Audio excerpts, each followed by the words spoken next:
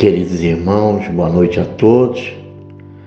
Que a paz de Jesus se faça presente no coração de cada um de nós, espíritos encarnados e desencarnados, que irão participar da nossa reunião de estudo e tratamento médico, espiritual, virtual, à distância, através do passe magnético da nossa casa, o Centro Espírita Isaac Lima.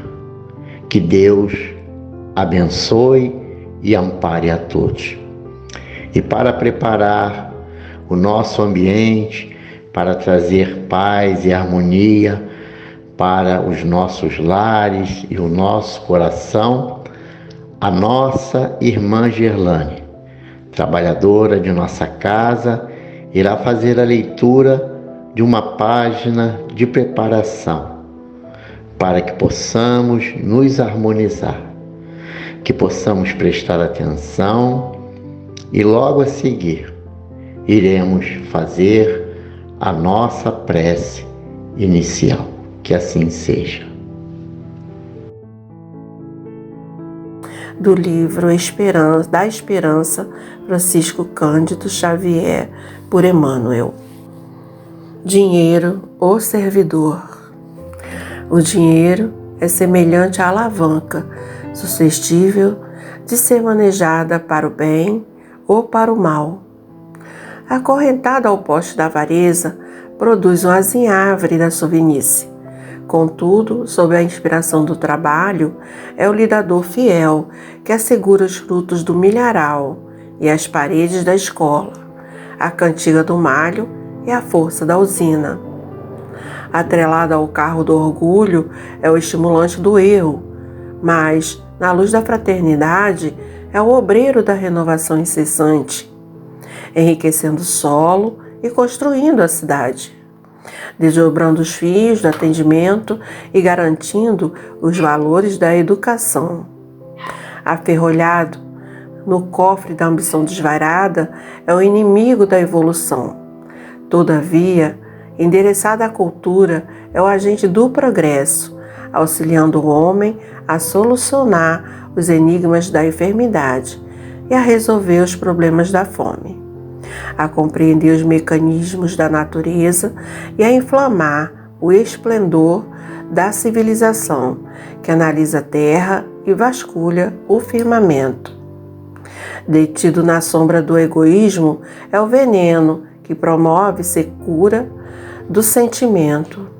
No entanto, confiado à caridade, é um amigo prestimoso que desabotoa rosas de alegria no espinheiral da aprovação, alimentando pequeninos desamparados e sustentando mães esquecidas, levantando almas abatidas que o infortúnio anseia, iluminando lares desditosos que a necessidade escurece. Dinheiro. Repara o dinheiro. Dizem que ele é o responsável pelo tronzente que a embriaguez atira à calçada, pelo delinquente escondido nas aventuras da noite, pelo irmão infeliz que anestesiou a consciência na cocaína e pela mão insensível que matou a criancinha no claustro materno. Entretanto, por trás da garrafa e da arma delituosa, tanto quanto na retaguarda do entorpecente do aborto, permanece a inteligência humana que escraviza a moeda, a criminalidade e a loucura. Contempla o dinheiro pensando no suor e no sangue, na vigília e na aflição de todos aqueles que choraram e sofreram para ganhá-lo e vê-lo-ás por servidor da felicidade e do aprimoramento do mundo. A rogar em silêncio para que lhes ensines a realizar o bem que lhe cabe fazer. Após a nossa página de preparação, que possamos continuar em em vibração, em sintonia e elevarmos o nosso pensamento a Deus, nosso Pai de amor, justiça e bondade, e a Jesus, nosso Divino Mestre, amigo incondicional de nossas horas difíceis, doutor de nossas vidas, e agradecer pelo dia de hoje, pela bênção da vida, por tudo que nos destes, por tudo que nos dás, pelo pão, pela água, pelo ar, por tudo que recebemos do altar da natureza. Agradecidos estamos, Senhor. E neste momento, reunidos em Teu nome, com o amparo espiritual de Isaac Lima e de todos os trabalhadores da sua casa, reunidos em Seu nome, aqui nos encontramos, Senhor, para receber a ajuda que necessitamos, para tratar das nossas feridas do corpo e os desequilíbrios da alma, Senhor. Por isso te rogamos, Mestre, que abençoe a cada irmão que está participando desta reunião da noite de hoje, Senhor, bem como cada lar, cada família, Senhor, para que cada um receba aquilo que necessita, Senhor, dos Teus anjos, dos Teus espíritos mensageiros, Senhor, que estarão junto a cada um, socorrendo nas suas necessidades.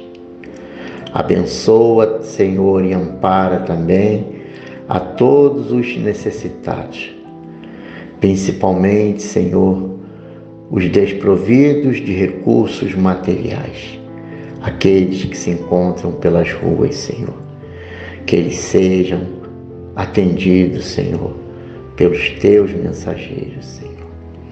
Abençoa também, Senhor, a nossa pátria, os nossos governantes, aqueles, Senhor, que têm a capacidade de promover o progresso, Senhor, de trazer melhoria para a humanidade. Abençoa também, ampara, Senhor, aos enfermos que se encontram nos leitos dos hospitais, Senhor. Abençoa a toda a humanidade.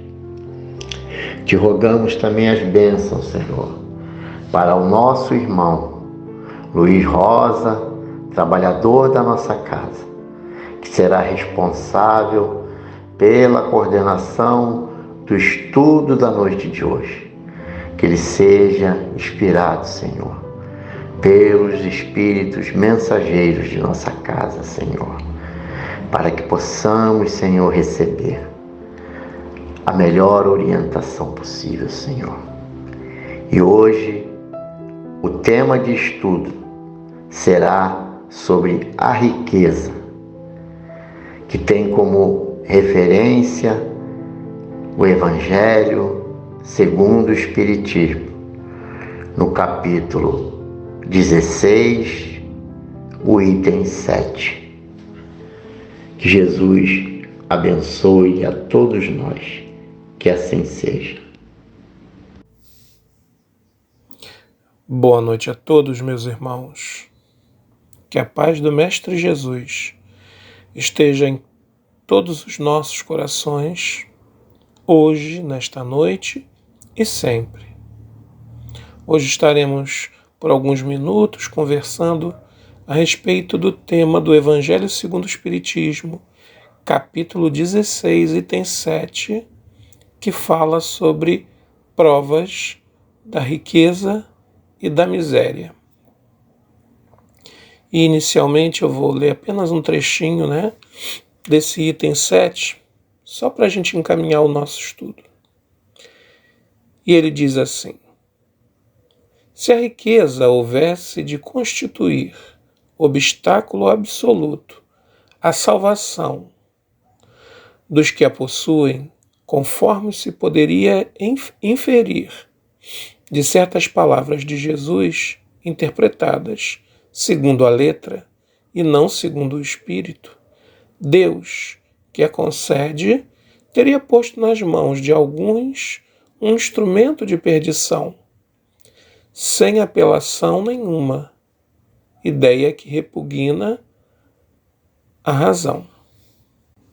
Então aqui, meus irmãos, logo de cara nós podemos observar algumas ideias, já expressas no Evangelho, que vão dizer um pouquinho para nós, do que o Espiritismo, pensa, sobre a riqueza e sobre a miséria também. Mais adiante no texto tem uma fala.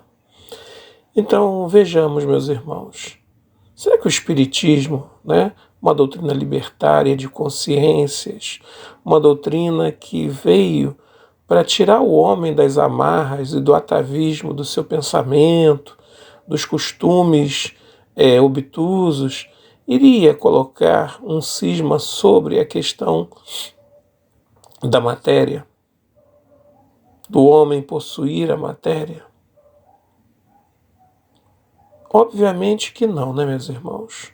O Espiritismo não coloca a ideia de que cada um de nós tenha que se mortificar e também fazer um voto de pobreza, como alguém possa já ter raciocinado, para que possa entrar no reino dos céus.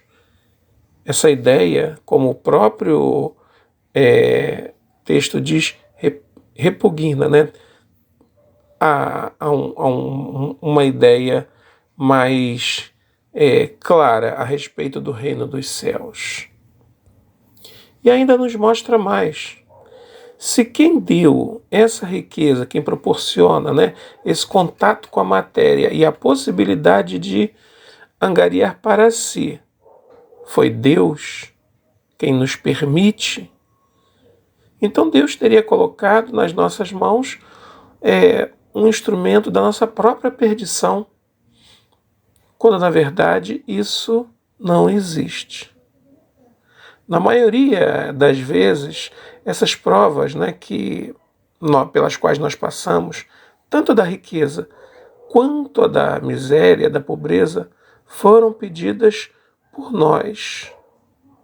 Foram solicitadas por nós, espíritos medianos, e com uma certa consciência, foram solicitadas por nós antes de nós encarnarmos.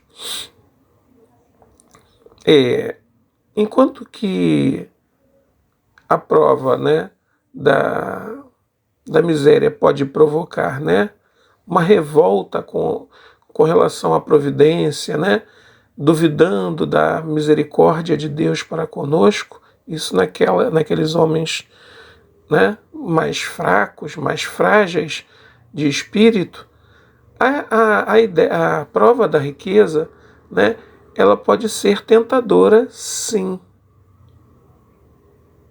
Mas ela não é um instrumento da perdição, e sim o caráter nosso. O nosso caráter, de apego, de abusos, de orgulho e de egoísmo, é que tornam, na verdade, estes elementos da riqueza e também da pobreza, da miséria, a nossa própria perdição. Tanto uma prova quanto outra são dificílimas de se passar, cada uma com as suas peculiaridades. É certo que a riqueza incita-nos aos excessos, como eu já disse antes, aos abusos, dispondo de maiores recursos e meios de fazer o bem. Aquele que possui a riqueza, não fazendo, torna-se um egoísta, um orgulhoso e insaciável. Deus experimenta o pobre pela resignação e o rico pelo emprego que dá aos bens e ao seu poder. Ao mesmo tempo que a riqueza induz as pessoas ao exagero, A pobreza desafia, como eu disse antes, a fé. A pobreza ou miséria representam a prova da resignação. Resignação que é o consentimento do coração em relação ao nosso Pai Celestial. A miséria, muitas das vezes, provoca a lamentação contra a previdência, contra a providência. E a riqueza leva, como já dissemos, a todo o gênero de excessos. Quando eu digo leva, ela, melhor dizendo, pode levar. Depende do nosso caráter, depende da nossa disposição e do nosso desejo em sermos humildes, respeitosos e observar que cada um está numa posição para avançar. Não existe felicidade com a miséria campeando aos nossos lados. Então, se nós estamos afortunados nesse momento, se nós estamos em condições, é para que nós cuidemos daqueles que têm menos. Mas é um cuidado sem a humilhação, é um cuidado sem o personalismo, sem a propaganda de que estamos fazendo algo por alguém. É um cuidado humilde, que busca não demonstrar aquilo que fazemos para não humilhar aquele que necessita. Ou seja, aquele que possui bens, poder, fortuna, precisa cuidar, precisa dispor, precisa dividir o bem-estar em relação àquele que necessita. A lamentação citada, acima, muitas das vezes é a revolta mesmo, de algumas pessoas contra Deus, achando-se injustiçado, ao passo que seu vizinho, Deus, deu a ele uma abundância exagerada ou sem fim, enquanto que para si próprio Deus reservou-lhe só a tristeza, a miséria, a angústia. Na questão 814 do Livro dos Espíritos, os sábios espirituais têm uma resposta à seguinte questão lançada por Kardec. Por que Deus deu a uns a riqueza e o poder, e a outros a miséria? Então, é respondido assim a Kardec: para provar cada um de maneira diferente. Aliás, sabeis que os próprios espíritos escolhem essa prova e frequentemente nela sucumbem. Ou seja, reforçando um pouco o que nós já havíamos dito. Escolhemos as provas, solicitamos a pobreza, a miséria, as angústias, porque sabemos que ali existem potenciais para a nossa evolução, assim como solicitamos também a prova da abundância, porque nos colocamos como futuros benfeitores daqueles que irão reencarnar na miséria. Então, Deus é sábio, coloca uns de um lado e outros do outro, completando-se. O que atrapalha, como eu já disse, ou são as nossas posturas orgulhosas. Eu tenho, eu posso. Se eu fiz isso, por que o outro não pode fazer? Se eu vim da pobreza e atingi a tal ponto, por que o outro não pode fazer o mesmo? Por que eu tenho que dividir aquilo que eu conquistei com aquele mais necessitado? Refletamos, meus irmãos, vivemos um período agora de frio, E o nosso país passa por um momento de miséria, de muitas pessoas dormindo nas ruas, sem um agasalho, sem um alimento, e é uma situação muito triste. E será que nós que temos um pouquinho mais de pão, um pouquinho mais de agasalho, temos um teto, não podemos nada dividir, não podemos tirar um pouco daquilo que sobra das nossas mesas ou dos nossos armários e dividir com esses irmãos que ali são necessitados, independente da condição, porque eles chegaram ali, são drogados, são bêbados, saiu de casa. Isso para nós, meus irmãos, não nos interessa. Isso para nós não nos interessa. O que interessa para nós é ver aquele homem ou aquela mulher ali alimentado, aquecido, protegido por nós que fazemos a sociedade. Lembremos-nos também, meus irmãos, que a miséria, ou a abundância excessiva nas mãos de poucos é uma criação nossa. É claro que a riqueza traz progresso, desenvolve a inteligência, mas a miséria extrema é criação nossa. Nenhum homem, nenhum ser deveria passar pelas privações como a gente vê quando saímos das nossas casas pelas manhãs, ou quando retornamos à noite dos nossos trabalhos. Nenhum homem deveria estar ali jogado no chão,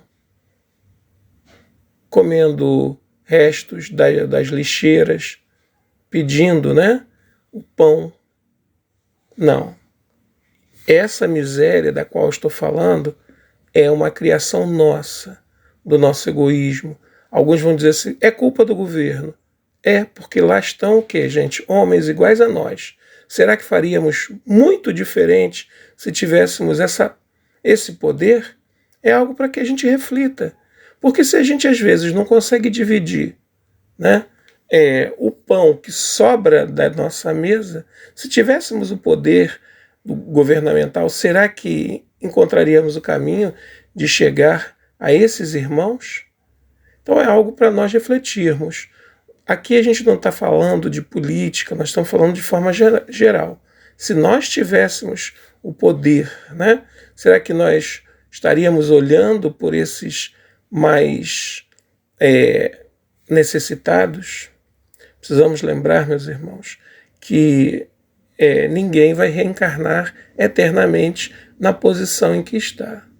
E muitas das vezes, ao desencarnarmos, encontramos nos recebendo, laureados de luzes, aqueles a quem nós alimentamos, aqueles a quem nós agasalhamos, e que nós não temos nem ideia do que fizemos quando auxiliamos um grupo que está trabalhando, que sai da sua casa, que vai lá na linha de frente levar o alimento, o agasalho, vai conversar, vai abraçar, vai buscar mostrar àquele irmão que existe um outro caminho, além daquele das ruas. Aqueles R$10, R$50 que a gente às vezes doa para essas equipes que estão na linha de frente, nós não temos a extensão, nós não temos a visão do quanto aquilo e aonde aquilo vai atingir. Ainda nas nossas reflexões, quando alguém nasce na pobreza, é porque escolheu. Nasce na miséria, é porque escolheu essa situação antes de encarnar. Muitas das vezes para resistir às tentações do dinheiro fácil e para que saiba, às vezes, o valor árduo do trabalho, o valor difícil do trabalhar, do levantar dia a dia, do construir ali com poucos recursos e, obviamente, que ele, consequentemente, possa progredir. E, do outro lado, pelas facilidades que a riqueza e o poder proporcionam ao homem, é uma prova muito espinhosa. Porque ela incita, ao homem, quando eu digo homem, aqui considere-se homem, mulher, considera ela incita o homem a apegar-se à matéria, a afastar-se, né, dos princípios da moralidade, da humildade, né, do ser humano. E isso provoca a esse irmão ou irmã, né, o afastamento da perfeição moral, a estagnação. E também vamos lembrar que entre esses extremos da riqueza e da pobreza, transita grande parte das criaturas nas encarnações terrenas, em estágios intermediários, sempre com vistas ao progresso espiritual, mas como nós, né? Às vezes tem um dinheirinho, às vezes está faltando, às vezes o salário terminou antes do final do mês. Essas provas, meus irmãos, são para o aperfeiçoamento moral e intelectual do espírito, onde ele usa a sua criatividade, o seu pensamento e busca resolver suas questões. Assim, seja qual for, né, portanto, as possibilidades materiais, que nós saibamos usufruir corretamente dos bens que o Senhor nos concede, porque eles não são nossos, eles são de Deus. É uma concessão. Na certeza, né, de que a desigualdade das riquezas visa, acima de tudo, o nosso próprio aprendizado espiritual.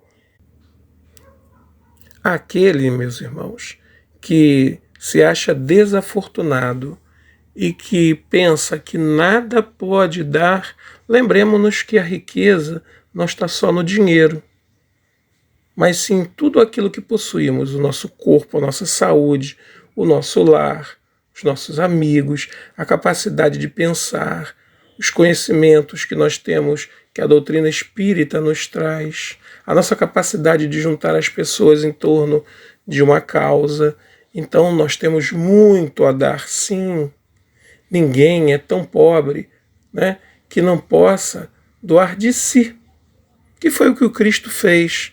O Cristo não era rico, mas ele doava de si. Ele juntava as pessoas ao redor de si e conseguia, mostrando, né, a necessidade de ir ao encontro daquele mais infeliz, daquele desafortunado, mostrava a importância para os afortunados, né, mostrava a importância de dividir aquilo que possuía, ou que se possui. Assim, meus irmãos, concluindo o nosso estudo da noite de hoje, eu deixo alguns itens para que nós possamos refletir. Então, o primeiro é que nós devemos refletir que na conquista dos bens materiais, que nós nos esforçamos, né, para acumular, esses bens são perecíveis. Na conquista dos bens espirituais, acumulamos tesouros verdadeiros para a eternidade.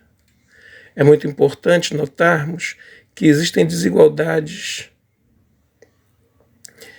E se elas existem é porque nós não sabemos usar de maneira adequada, tanto no passado quanto agora no presente, as riquezas que nos foram concedidas, né, temporariamente pela misericórdia de Deus. E se nós notarmos o mundo em que vivemos, essa dificuldade de compreender o uso dessas riquezas continua. Isso tudo sempre foi fruto, lembremos, do nosso orgulho e do nosso egoísmo. A lógica da reencarnação é aprender a evoluir, independente da posição social.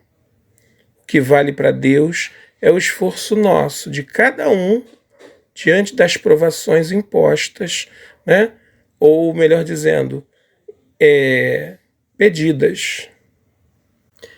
Reflitamos também, meus irmãos, que se nessa vida, ou na vida passada, né, nós não soubermos lidar corretamente com os bens, né, estando na posição dos afortunados, digamos assim. Afortunados não é aquelas grandes fortunas, mas também se incluem estes. Mas se nós não soubermos lidar muito bem com aquilo que nós possuímos, é provável que numa próxima ou próximas encarnações, né, se invertam esses papéis sociais para que nós possamos aprender e valorizar as oportunidades que nos são concedidas. Pensemos, meus irmãos, como eu disse antes, ninguém é tão pobre que nada, né, que não tenha nada para dar. E ninguém é tão rico também, né, que não precise de alguma coisa. Nesse estudo de hoje eu lembrei do meu pai, né, que ele sempre tinha um lema que ele repetia, né, e fazia parte, porque ele tinha sido um menino pobre, né, que estudou, que progrediu, né, criou-nos, né, e avançou materialmente, mas ele sempre tinha um lema que ele repetia e que eu acho que eu divido com todos agora, que dizia assim: nada é tão pouco que não possa ser dividido. E é verdade. Se uma família tem 5 e tem um pão, ele precisa ser dividido por 5, porque 5 precisam diminuir a fome. Então, se nós temos, mesmo que pouco, nós temos algo para dividir.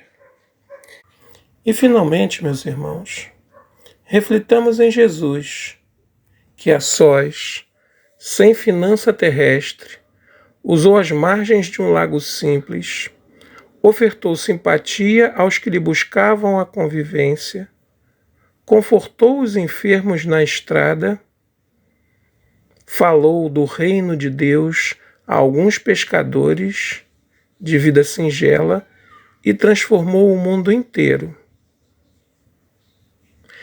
Que a paz do Mestre Jesus esteja e faça morada em nossos corações, hoje e sempre. Queridos irmãos, graças a Deus, chegamos ao final do primeiro momento da nossa reunião da noite de hoje. Queremos agradecer a nossa irmã Gerlane pela leitura da página e ao nosso irmão Luiz Rosa pelo estudo que nos foi apresentado na noite de hoje. Que possamos refletir durante toda a semana pelo material que o irmão nos trouxe.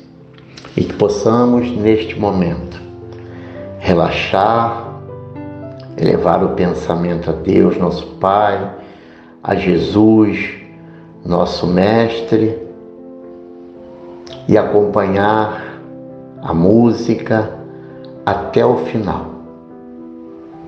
E rogar a equipe médica espiritual de nossa casa e aos médiuns passistas que estarão reunidos, vibrando e orando, para que cada irmão em seu lar, junto dos seus familiares, possam receber o melhor tratamento possível para trazer a cura das suas enfermidades e a paz para os seus espíritos e a harmonia para os seus lares.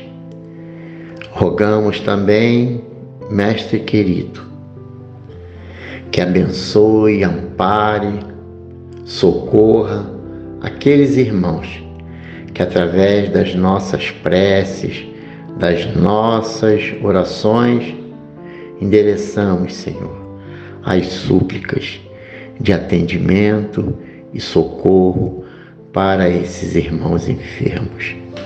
Que Jesus abençoe a todos que necessitam de tratamento médico, de tratamento espiritual, Senhor. E assim, Senhor, em Teu nome, mas sobretudo em nome de Deus, que possamos, Senhor, neste momento, entrar em sintonia com a espiritualidade superior, para que possamos receber o tratamento eficaz. Que assim seja, Senhor. Muito obrigado.